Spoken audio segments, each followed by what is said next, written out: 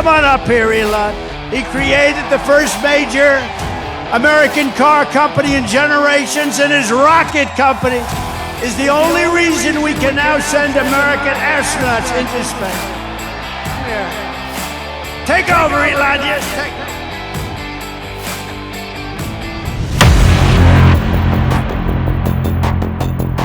We have arrived at the Musk versus Trump moment. Come here, Elon.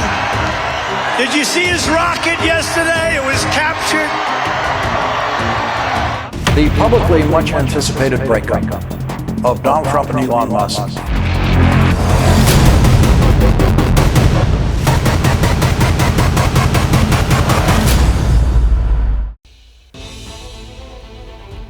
एक दोस्ती जिसकी मिसालें दुनिया पिछले कई महीनों से दे रही थी। ट्रंप और मस्क ऐसे मजबूत जोड़ की तरह साथ दिखाई दे रहे थे जो तोड़ने से भी ना टूटे।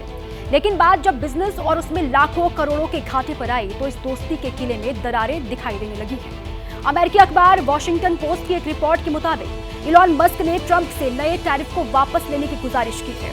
मस्क सीधे तौर पर ट्रंप पर हमला करने से बच रहे हैं, लेकिन सोशल मीडिया पर ट्रंप की टैरिफ नीति को लेकर अपनी नाराजगी वो जाहिर कर रहे हैं। ट्रंप की टीम में शामिल लोगों की काबिलियत पर शक जता रहे हैं। जब आंच अपने घर तक आती है तो इंसान छटपटाता दिखाई देता है, और ट्रंप के फैसले के बाद मस्क भी छटपटाते हुए दिखाई दे रहे हैं। वरना बताइए कौन कह सकता था कि दांत काटी दोस्ती की तरह दिखने वाली ट्रंप और मस्क की जोड़ी में कड़वाहट आ जाएगी। Let me tell you, we have a new star. A star is born, Elon. Come here, Elon. Elon. Elon. Come on up here, Elon.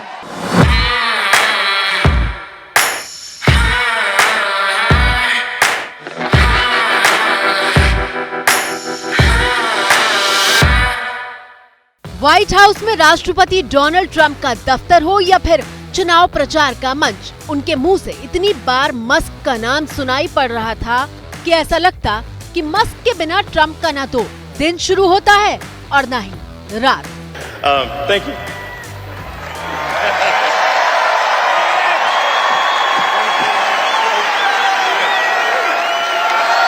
Thank you, Elon.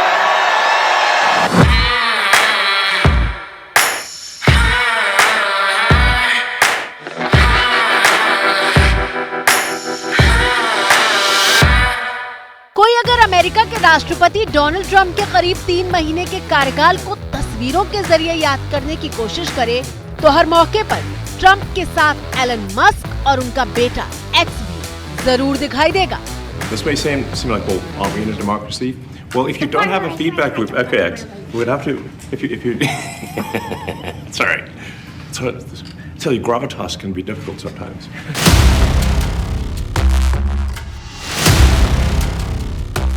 Donald Trump के दोबारा America की सत्ता को संभालने के बाद अगर किसी को सबसे ताकतवर व्यक्ति बताया गया था तो वो थे Elon Musk. What he is a patriot. He's a man that I can tell you, he's a friend of mine. He's become a friend of mine. He supported me in the election, but he's a patriot more than anything else. He's never think of it. He has never asked me for a thing. He could have. I always say, I wonder if he's ever going to ask me for something.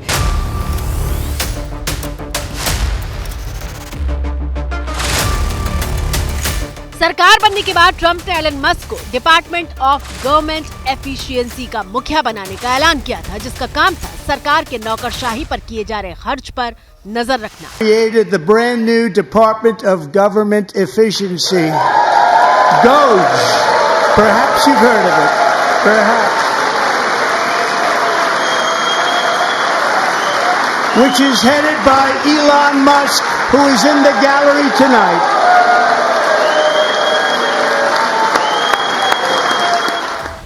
लेकिन कमाल की बात यह है कि Trump के सबसे बड़े सलाहकार की भूमिका निभा रहे एलन मस्क अपनी ही जमीन नहीं बचा पाए। I hope it is agreed that both Europe and the United States should move, ideally, in my view, to a zero tariff situation, effectively creating a free trade zone between Europe and North America. That would be that's what I hope occurs. आपकी screen पर मौजूद ये तस्वीरें 3 अप्रैल की हैं, जब Donald Trump ने दुनिया के 60 देशों पर टैरिफ लगाने का ऐलान किया था। My fellow Americans, this is Liberation Day. आज अमेरिका के लिए आजादी का दिन है, जिसका लंबे समय से इंतजार हो रहा था।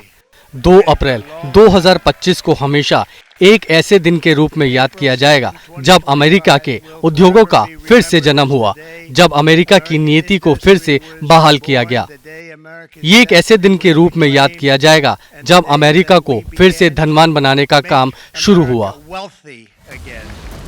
और ट्रंप के इस ऐलान के सिर्फ 2 दिन के भीतर 3 और 4 अप्रैल को एलन मस्क को $31 बिलियन यानी 2.5 लाख करोड़ से ज्यादा का नुकसान हुआ था। नुकसान का ये सिलसिला रुका नहीं। 7 अप्रैल एलन मस्क को 37,939 करोड़ का नुकसान उठाना पड़ा। टैरिफ नीति के ऐलान के बाद से टेस्ला के स्टॉक की वैल्यू 38% तक गिर गई। नवंबर 2024 के बाद ये पहली बार है जब एलन मस्क की दौलत $300 बिलियन से नीचे 26 लाख करोड़ तक गिर गई है।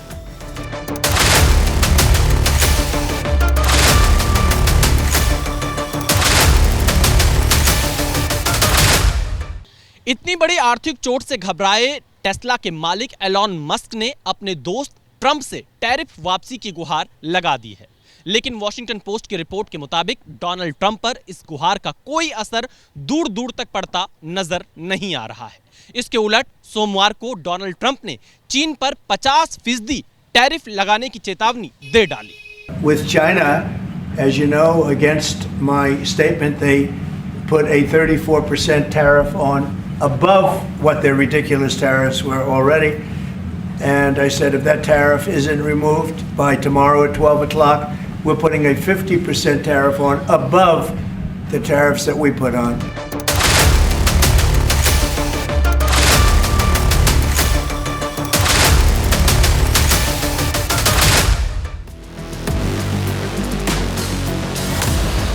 ट्रंप के तेवर देखकर बिल्कुल नहीं लग रहा है कि वो टैरिफ वॉर पर अपने कदम पीछे खींचने के मूड में है। लेकिन कहानी में ट्विस्ट ये है कि ट्रंप के इस फैसले की सबसे बड़ी कीमत अब उनके जिगरी यार मस्क को चुकानी पड़ रही है। This is beautiful. Whoa! Should I get in? Get in. Oh, that's beautiful. This is a different panel than I've had. Everything's computer. It's beautiful. Musk को दिक्कत चीन पर लगाए टैरिफ से सबसे ज्यादा है, और ये दिक्कत कहाँ आ रही है वो समझिए। जिस टेस्ला कार के जरिए ट्रंप और मस्क अपनी दोस्ती की मिसालें पेश कर रहे थे, वो टेस्ला ही टैरिफ वॉर में फंस गई है। मार्च 2025 में टेस्ला ने चीन में 78,000 से ज्यादा इलेक्ट्रिक गाड़ियां बेची हैं, जो पिछले साल की तुलना में 11.5% कम है। मतलब ये कि टैरिफ शुरू होने से पहले ही कार की बिक्री में गिरावट होने लगी थी। और समस्या सिर्फ इतनी नहीं है, टेस्ला के बनने का जो बड़ा हब है वो चीन के शंघाई में है। तो अगर ये टैरिफ लगते हैं, और ज्यादातर इसमें कंपोनेंट्स चाइना से आते हैं, और उनकी तो चाइना में बहुत बड़ी फैक्ट्री भी है, तो यानी कि अब चाइना से बनके जो गाड़ी अमेरिका में आएगी उस पे पहले ही 34 + 20 और उन्होंने 50% की और धमकी दे दी है। तो उनकी गाड़ी इतनी महंगी हो जाएगी, पहले ही उनकी गाड़ियां नहीं बिक रही हैं। DOGE डिपार्टमेंट जो उन्होंने क्रिएट किया है, जिसके अंतर्गत बहुत सारे फेडरल एम्प्लॉयज यानी कि वहां की सेंट्रल गवर्नमेंट एम्प्लॉयज के लोगों की नौकरी गई है, जिसके खिलाफ लोग सड़कों पे उतर आए हैं। और जहां जहां टेस्ला गाड़ी खड़ी दिख रही है उसको पत्थर मारा जा रहा है, उसको आग लगाई जा रही है। पहले ही वो गाड़ियां नहीं बिक रही, और अगर ये महंगी हो जाएंगी तो इन गाड़ियों की सेल और भी नीचे गिर जाएगी। इसलिए एलॉन मस्क साहब, साफ पता लग रहा है कि वो ट्रंप साहब के इन फैसलों से सहमत नहीं है।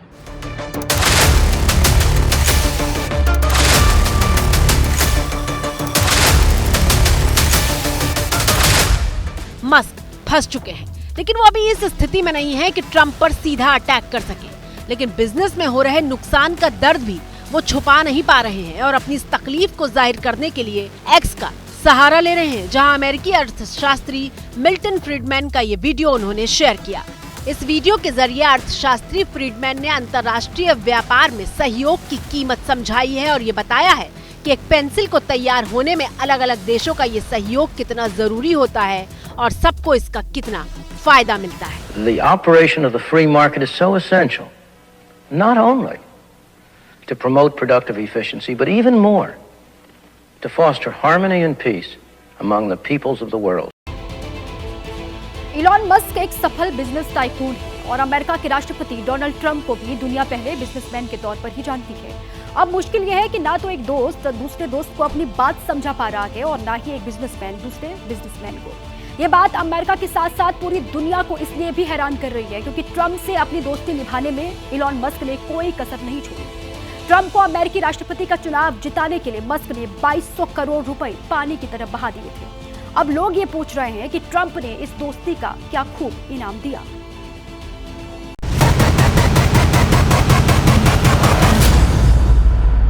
And we're going to be signing a very important deal today. It's Doge, and I'm going to ask Elon to tell you a little bit about it and some of the things that we found, which are shocking. ज्यादा पुरानी बात नहीं है जब Oval house में अमेरिकी सरकार की नीतियों पर बात करने के लिए मीडिया जमा होता था तो 2 लाइन बोलने के बाद ट्रंप मस्क को जवाब देने के लिए आगे कर देते थे। Just because that's very serious. I think it's a very serious violation. I'll ask Elon Musk to say a few words, and we'll take some questions. Elon, go ahead. Sure. So at a high level, if you say what is the goal of Doge, and I think a significant part of the presidency is to restore democracy. ये दोस्ती इतनी गहरी दिखाई गई कि पारिवारिक ज्यादा लगती थी। मौका कोई भी हो, कितना भी जरूरी क्यों ना हो, मस्क के साथ उनका बेटा एक्स मौजूद होता था और ट्रंप को इस बात से कभी कोई एतराज नहीं होता था। This is X, and he's a great guy, high IQ. Come here, Elon. Did you see his rocket yesterday? It was captured. And X is with him. X. लेकिन टैरिफ वॉर के बाद रिश्तों ने ये रूप कैसे बदला है उसे इस पोस्ट के जरिए समझिए जो एलन मस्क ने किया है। एलन मस्क ने व्हाइट हाउस के ट्रेड सलाहकार पीटर नवारो पर निशाना साधते हुए लिखा, हार्वर्ड से अर्थशास्त्र में पीएचडी की डिग्री हासिल करना बेहद बुरा है, ये कोई अच्छी बात नहीं है। Elon Musk at the beginning talk about a zero tariff zone. Thing that's I think important about Elon to understand, he sells cars. That's what he does. Elon Musk Peter Navarro की डिग्री पर तंज कस रहे थे और Musk के हमले पर व्हाइट हाउस ने प्रतिक्रिया जारी करते हुए कहा है, राष्ट्रपति ने बेहद प्रतिभाशाली और अनुभवी लोगों की एक शानदार टीम बनाई है। ये सभी लोग अलग अलग विचारों के साथ आते हैं, लेकिन हर विषय पर आखिरी फैसला राष्ट्रपति ट्रंप ही करते हैं। टैरिफ पर ट्रंप और मस्क के रास्ते अलग अलग हैं। ट्रंप जवाबी टैरिफ के किसी भी सीमा पर यकीन नहीं करते, जबकि एलन मस्क जीरो टैरिफ की वकालत कर रहे हैं। I hope it is agreed that both Europe and the United States should move, ideally, in my view, to a zero tariff situation, effectively creating a free trade zone between Europe and North America. That would be that's what I hope occurs.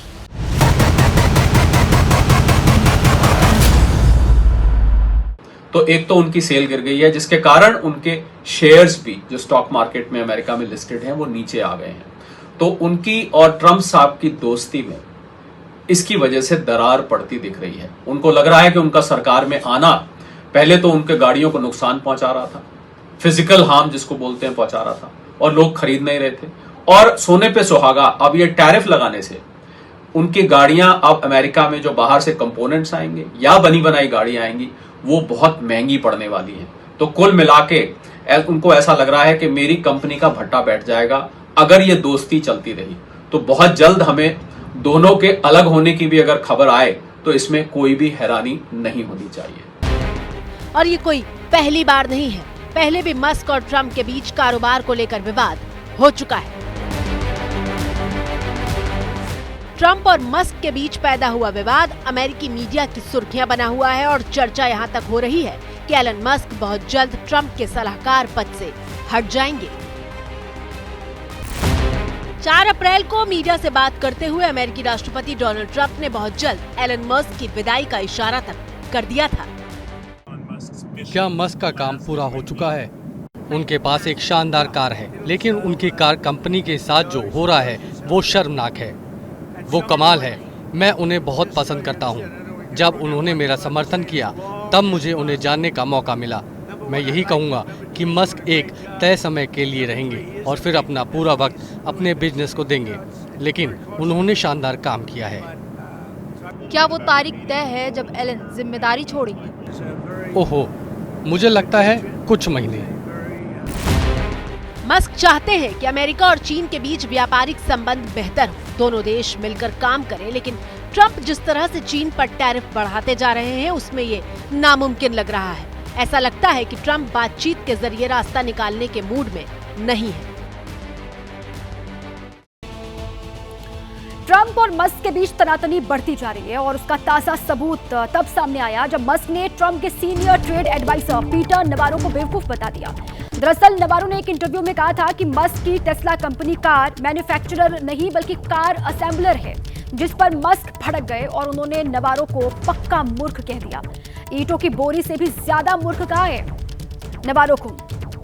तो ये बड़ी खबर, दोनों के बीच में ही तनातनी लगातार बढ़ती हुई दिख रही है। डोनाल्ड ट्रंप और इलॉन मस्क में तनातनी लगातार बढ़ती जा रही है। मस्क ने ट्रंप के एक एडवाइजर को मूर्ख कहा और साथ ही ट्रंप के सीनियर ट्रेड एडवाइजर हैं नवारो, जिनको बेवकूफ कहा गया है मस्क की ओर से, कहा कि वो ईंटों से भरी बोरी से भी ज्यादा मूर्ख है।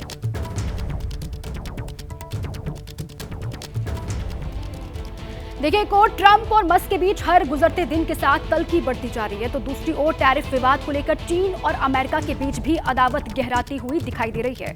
अमेरिका ने चीन पर 104% टैरिफ लगाया है। चीन पर 104% अमेरिकी टैरिफ आज से लागू हो जाएगा और टैरिफ को लेकर ट्रंप ने चीन को चेतावनी दी थी। चीन को 34% टैरिफ वापस लेने को कहा गया था और साथ ही चीन ने अमेरिकी टैरिफ के जवाब में टैक्स लगाया था अमेरिका पर, और अब अमेरिका की ओर से, ट्रंप की ओर से 104% टैरिफ लगाया गया है चीन पर। Just spoke to the president about this. China has to make a deal with the United States. It was a mistake for China to retaliate. The president, when America is punched, he punches back harder. That's why there will be 104% tariffs going into effect on China tonight at midnight. The president also wanted me to tell all of you that if China reaches out to make a deal, he'll be incredibly gracious, but he's going to do what's best for the American people.